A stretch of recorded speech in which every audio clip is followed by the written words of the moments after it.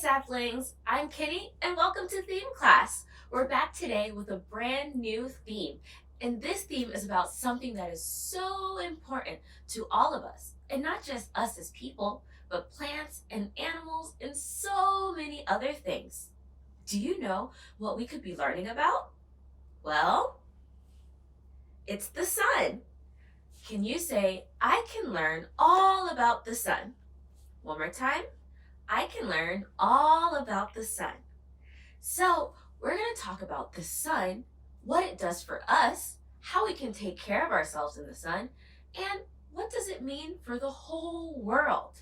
So let's start off with the sun. This is the sun. Did you know that the sun is actually a star? Yep, just like the little stars we see in the sky, the sun is just a really big star that's kind of close to Earth. It is the star for the planets that are in our solar system. So Earth is near the sun and we're going around it so we can see it. The sun makes heat and light. Did you know that? Well, that's one of the reasons why the sun is so important, right? When it's nighttime and we don't see the sun, it's very dark. But during the day, as long as it's not cloudy, it's so bright outside. That's because of the sun. Also, if there was no sun, the world would be super, super, super cold. The sun gives off heat as well as light. So it's what's warming the earth. So the sun is very important. But we already knew that. Plants use the sun to make food, and we get energy and vitamins from the sun as well. So, did you know that the sun is even more important than that? Do you know what season it is now? It's winter. But why is it winter? And why is winter different than summer? Well, that's all because of the sun. Depending on where we are and where the sun is, that's how seasons happen. So let's see. What planet do we live on? Well, we live on Earth. So to talk about how important the sun is, we need to know some things about Earth as well. So let's see. Earth is the third planet from the sun, meaning 3 away from the sun. It's the only planet that has life. That's us and the plants and animals all around us. It's mostly covered by water. I'm sure you can remember that from what we've learned before. And it has many kinds of weather. You can see all the clouds here in this picture. Now, how do the earth and the sun work together to give us seasons? Well, to understand that, the first thing we have to know is how Earth and the sun work together.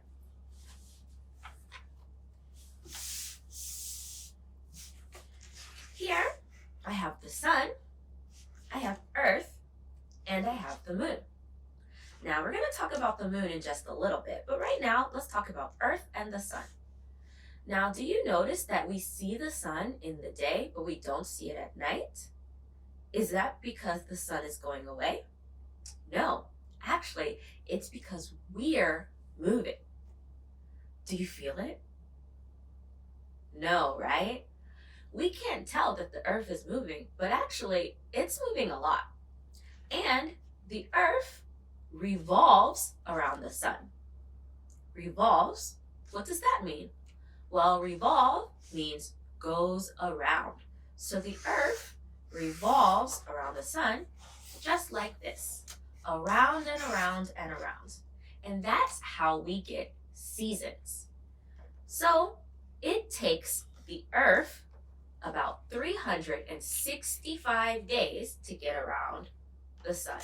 So if this was day number 1, you would keep counting 1, 2, 3, 4, 5, 6, 7, 8, all the way to 365 before it gets back to this spot. Do you know what 365 days is? Well, 365 days is 1 year. So it takes 1 year for the Earth to go around the sun. And during that time, we get 4 different seasons. But why do the seasons change? And why is it so cold in winter and so hot in the summer? Well, let's see if we can figure that out. Now, the Earth is made up of 2 different hemispheres, or halves. We have the northern hemisphere, which is the top half, and the southern hemisphere, which is the bottom half. And then right in the middle, we have something called the equator. That's this invisible line that cuts the Earth in half. Now, we live here in Japan, which is part of the northern hemisphere. And other places, like Australia, are in the southern hemisphere. Now, the equator is the hottest part of the Earth. And the further away from the equator you get, like the South Pole and the North Pole, the colder it gets. So places that are right by the equator are very hot. But the South Pole and the North Pole are very cold. This has to do with how close they are to the sun and whether or not they're facing the sun. Now, we said that the Earth is going around the sun, right? But actually, the Earth doesn't stand up straight.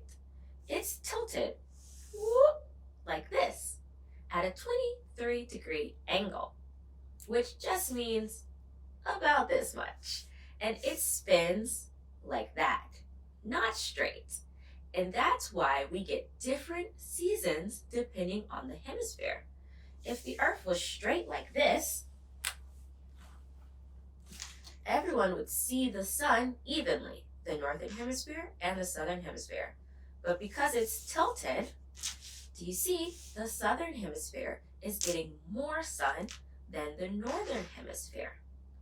And because the Earth is going around the sun while this happens, we get different seasons at different times because the Earth is getting different amounts of sun at different parts at different times.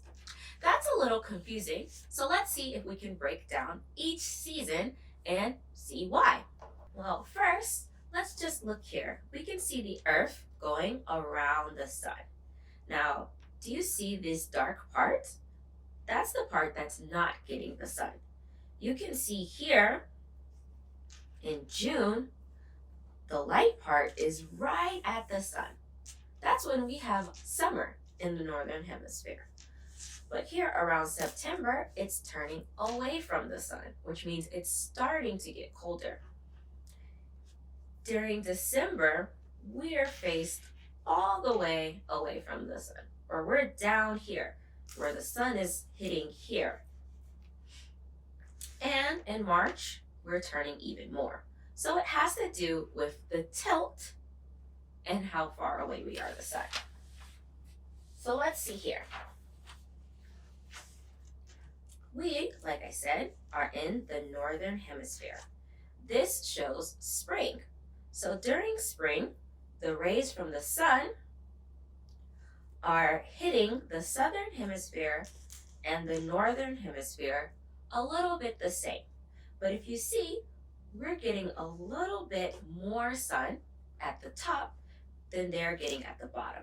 That's why spring is a little bit warmer than autumn, though they both can be a little chilly, but in spring it goes from cold to warm, where in autumn or fall it goes from warm to cold.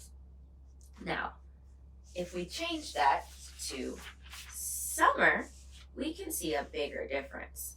Now, we're getting a lot of the sun rays because we are tilted towards the sun. Whereas here on the southern hemisphere, they've only gotten a few rays because they're tilted away from the sun. See? They're looking this way, or we're looking this way. Now, we end up back at fall for us, where we can see again the rays of the sun are a bit more even for the northern hemisphere and the southern hemisphere. Now we get autumn or fall, and they get spring. And then lastly, we have winter. Now you can see we only get a few of the sun rays where they're getting lots of sun rays because they're tilted towards the sun in the southern hemisphere, and we're tilted away from the sun in the northern hemisphere. But the important thing to remember is these are all happening at the same time. So when we're having winter, the southern hemisphere is having summer. So the seasons are different depending on where you live. Did you know that even though for us, winter or Christmas is a winter holiday where it's very cold and people think of things like snow and drinking hot chocolate, Christmas is a summer holiday in Australia because they're part of the summer hemisphere. In fact, it's a very, very hot day for them. Isn't that cool? Depending on where you live, your seasons are switched, even though they're happening at the exact same time. So, do you remember why we have seasons?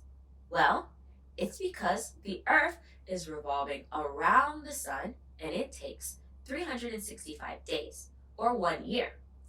But if it was straight, like this, everyone would get the same seasons. But because it's tilted, like this, we get different amounts of the sun's rays at different times. So the sun is so important, as we can see. But truthfully, the sun can also be a little bit dangerous. These rays we get from the sun do very important things, right? They bring us heat, they bring us light, they bring us seasons. But they also can make us get sick. Have you ever gone outside and played all day in the bright sun in the summer, and then suddenly you didn't feel so good? You can get heat sick or heat stroke if you just play in the sun without being careful, because the sun is so hot, right? And it's got lots of things like UV rays inside that we have to protect against so that our skin doesn't get burnt. So there are some things we can do when we're playing in the sun to make sure we're safe. So one thing we can do is use sun cream or sunscreen. This is a special lotion that you rub on your skin when you're going to be out in the bright sun. This is an extra layer that protects you from the sun's rays. Also, finding a place with shade so that you can rest. The shade is a shadow that comes from the tree where there's no sun at that moment. So if you can find a shady spot, it gives you a place to rest from the sun.